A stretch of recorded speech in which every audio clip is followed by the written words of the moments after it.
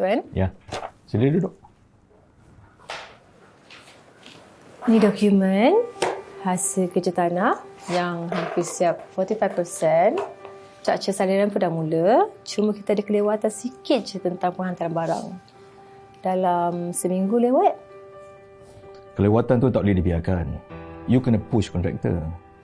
Faham? Saya akan keluarkan memo and also akan follow up lah nanti. Macam mana dengan keselamatan tapak?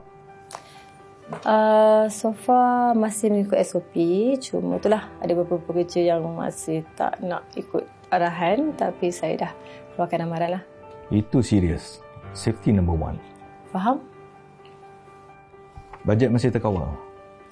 So far masih lagi terkawal. Cuma kita perlukan manpower yang lebih lah tuan. Sebab nak percepatkan progres projek ni cepat siap. You kira betul-betul dulu, I tak nak ada unnecessary cost. Baik.